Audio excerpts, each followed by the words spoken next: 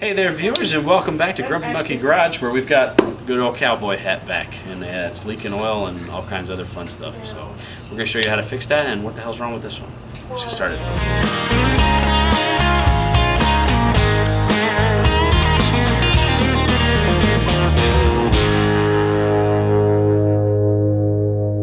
Here's something cool when you work on Toyota Camrys like this. See the tools provided here, including the anti-seize we're going to use to put the new spark plugs in. Spark plug socket and an extension, a 10mm deep with a ratchet, a pick of some sort, and some hose pliers. That's all you're going to need to take most of this engine apart, because Toyota's nice. Let's get to it. So what we've got under here is a 2.4 liter 4-cylinder engine, and hi shop cat. And we're going to be doing the valve cover gaskets, the spark plugs, and the tube seals. Now the whole reason we're doing this is they have a horrible smell, they've got some smoke, and they're losing oil, but there's no obvious leaks anywhere. So I took a spark plug out to diagnose this, and it was soaked in oil. So what we're going to do, we'll show you that as well, that they're fouled and all nasty. We're going to replace the tube seals to prevent this leak and prevent the mysterious oil disappearance. This will solve if you say someone's, burning oil. This is the most common problem, and I recommend changing these. All right, so now you're gonna take your 10mm deep, you're gonna come over here, and we're gonna loosen these bolts that are holding the beauty cover on. We're gonna take those off. And we're gonna put them up here, which is a great place to put things so you don't forget about them. If you don't have a lot of space in your garage, which I imagine most of us don't, you put things up there, which is currently unused space, you won't lose the stuff. So that way you know if you've put everything back, if the windshield wipers are clear. So that's just a good habit to get into. So now without this thing in the way, come on now. There. All right, so that's our sexy beauty cover. Set that stupid plastic junk off to the side.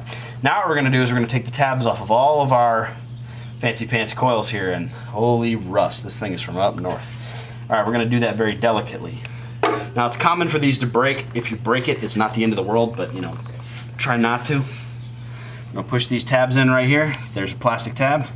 Push it in with your thumb, and then pull it off. And I didn't break that one, I'm impressed with myself. We're gonna push this one in, we're gonna pull it up. I'm sure one of these is gonna break. There we go, didn't break that one, wow. I'm on a roll here, guys. All right, can we do 3 for 3? Yes, oh my goodness.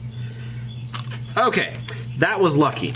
Usually what ends up happening is you push down on the tab and you try to pull it off and the tab just obliterates. If that's the case, it's not the end of the world. It will still plug back in.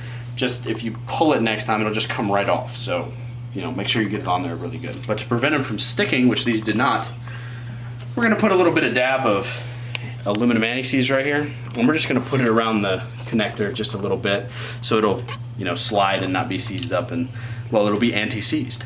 You're supposed to disconnect the battery before you mess with the alternator to move the harness out of the way. That's safe. Real safe. Awesome. So we're going to take some angled pliers. Take these off.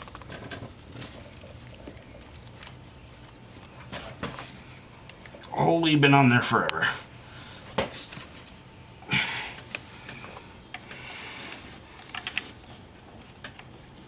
Okay, so those came off easy, but the hoses that usually come off easy are being a jerk. Ha ha ha!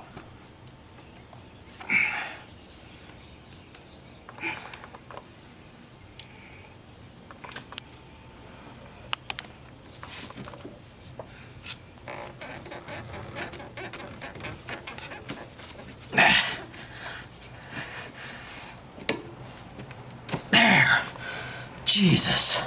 We're gonna put some grease on that too, because that's ridiculous. All right, now we're gonna come over here and get this other hose. I'm gonna squeeze these right here. Get those off. And we're gonna do the same thing. We're gonna get some hose pliers. So you can use these to just wheel back and forth, but I'm gonna get hose pliers because I have them. Ta-da. All right, so now we've got our hose pliers, and like I said, you could do this with regular pliers, but I freaking have the hose pliers, so why not? I'm gonna have to pull from this side.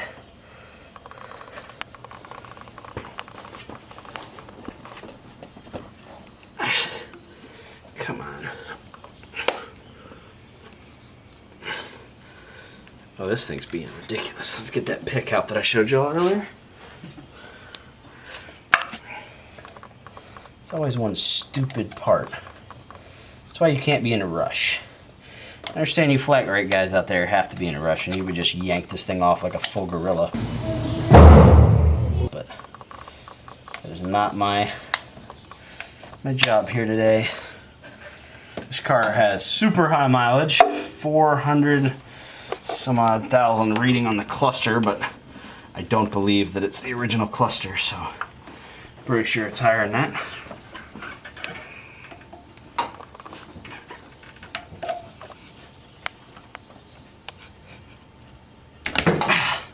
Oh, that sucks. That's dry rotted. They're gonna need a hose. Damn it. Oh well. It's out of the way for now, but now we're gonna have to replace the rubber hose.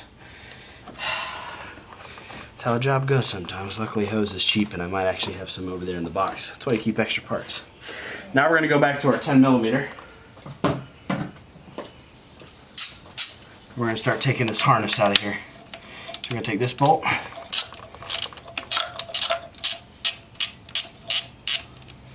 That one's loose, and we're gonna take this one right here. And this one's always stuck.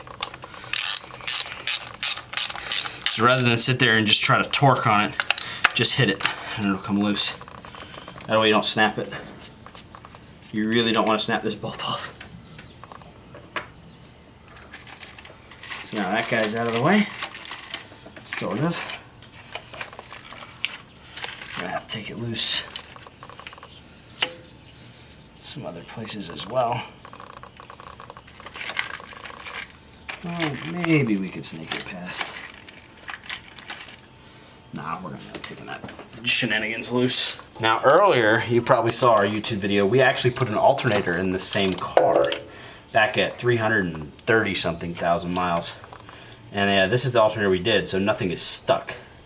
And that's the difference between when you grease stuff and when you don't. Now this is dielectric grease because it's electrical. And always put the bolt back so you don't lose it. But you need this connection out of the way and this guy, which I can show you. There it is. That guy, it's just another one of those fancy plastic push tabs. So we're gonna take him, and we're gonna take this guy, and now look how much play our harness has gained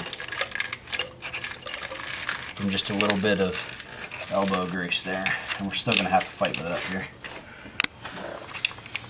That is okay, 'cause that's part of the job. We'll get it done. Next, we're gonna take these coil bolts out. There are 4 of them. Again, if they're rusty, try to break it loose all at once rather than just sitting here torquing on it, because you're less likely to break it if you just hit it.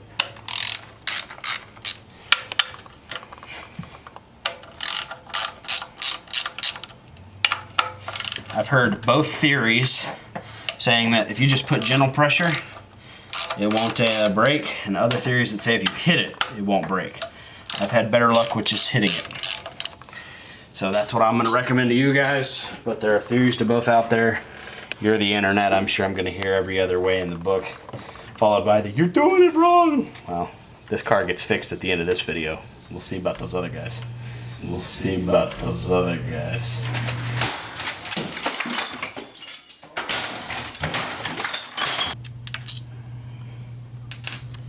Alright, so now we take the coils out. They look like this. If they don't look like this, part of it has broken off down inside there, and I've seen it. And there's a trick to get that out. I'll have to show that to you in another video. Maybe at the end of this one, I don't know. It's kind of a long process, so probably another video.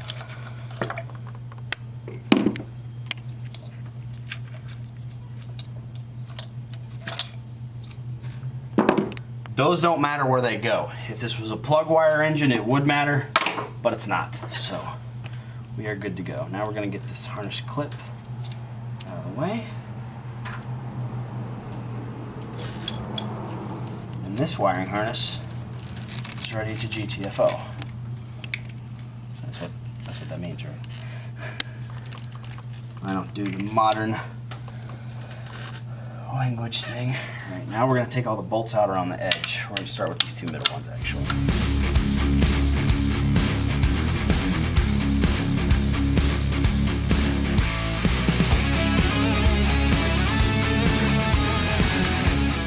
now we're gonna take all the bolts out and wrestle it out. But to do that, we need a drink of water first.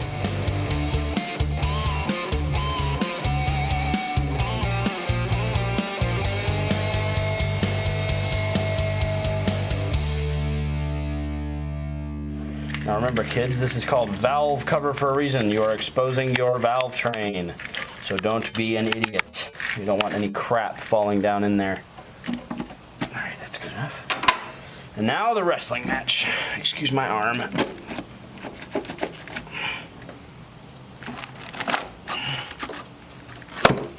Damn it. Ooh, thunder.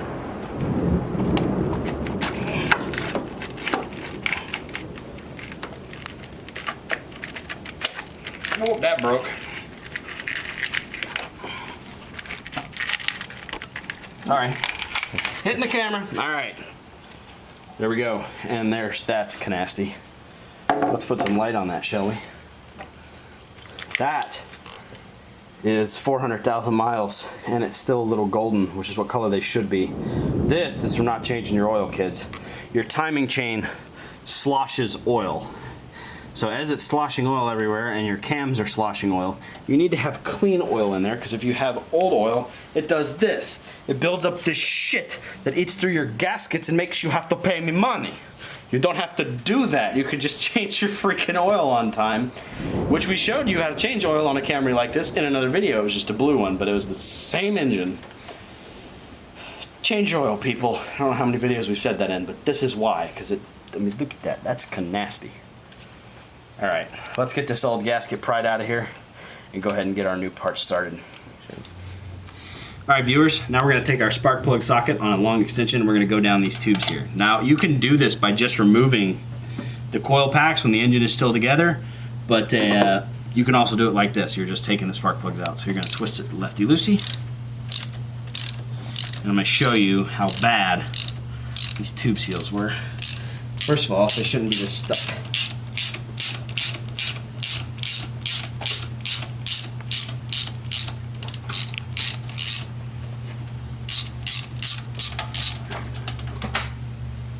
Look at that.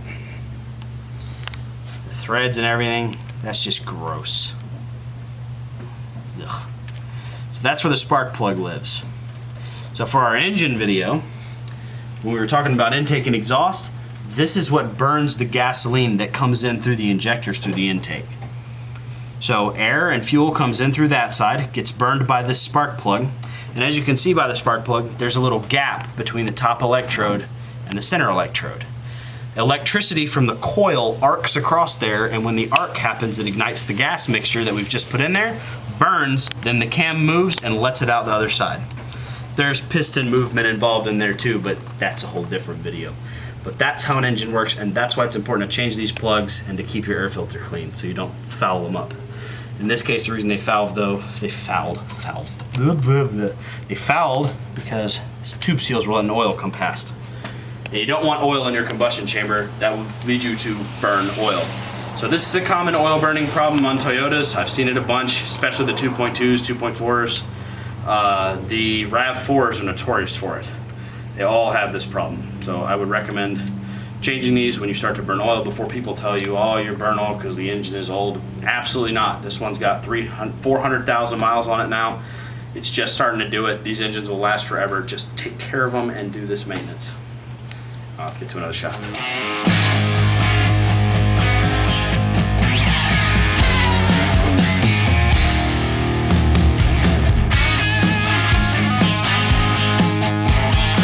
Lots of screwing stuff in this automotive business. When you got your new spark plug, you're gonna put a little anti-seize on the threads, not on the top, you morons. Put it on the threads. And that right there is all you're gonna need. Now you're gonna take it over to the car. I'm gonna turn some light on here so we can see. We're gonna put it in there, just like this. I'm gonna screw it in. And then we're gonna hand tighten them with the head of the ratchet. I'll show you how to do that once we get the valve cover back on. But for now, that's all you need to do. This is the new valve cover gasket, but I'm gonna spare you guys the side of watching me fight this stupid thing back on there because it is gonna be a fight if you're attempting it yourself. and you've been going on 15 minutes trying to get the stupid thing back in there, no, you're doing it right. It's just being a pain in the ass. So just make sure that you line up the gasket all the way good and in there. And they usually make them undersized. Yeah, undersized, so they fit a little tight so that they don't fall off when you flip the thing over. The gasket doesn't fall out. So that's the purpose of it. Before we do that, that hose we broke, we're gonna cut that off and then we're gonna put it on there. I actually forgot about that until I was just showing you that. So we're gonna do that.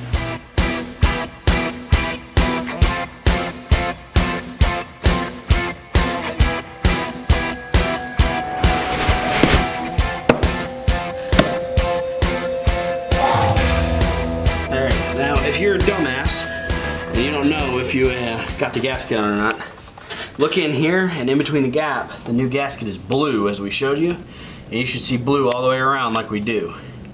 Now I'm gonna go around the whole thing with a mirror and make sure, but you don't need to see that. But just, that's how you'll tell if you got it in there or not and it didn't fall out, so. But, oh, excuse me. That'll be nice and sexy for the video.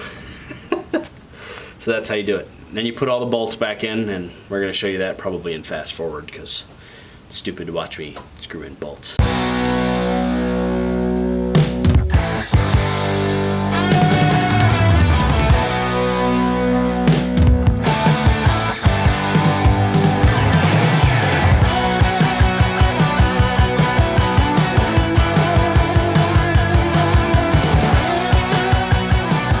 How on the Jeep video I kept having to lean over the hood, and this hood latch was like goring me in the you know, the important parts down there. Now the radiator was doing the same thing on the Jeep. Now Toyota gives you a spot here because they know you're gonna have to lean where this isn't gonna gut you and you're not gonna break the radiator, and they give you a nice flat spot to lean on. And I just think little thoughtful things like that from companies that don't really have to care, Ford, to companies like Toyota who do care, that just shows a little bit of extra, you know, they give a damn, which I like. Any car company that's willing to take mechanics and owners and everybody and give them all the best possible deal, you know, I think that's fair. And the one I think does that the best is Toyota, which is an American company now. Yeah, trucks are made in Texas. How much more American can you get than Texas? Anytime anyone says America, you know you thought of Texas. Now that we've got our valve cover back on and our plugs are actually in there and we've tightened them down nice and snug, we're going to put some of this spark plug boot protector into our coils on this end to prevent them from sticking and getting stuck in the future.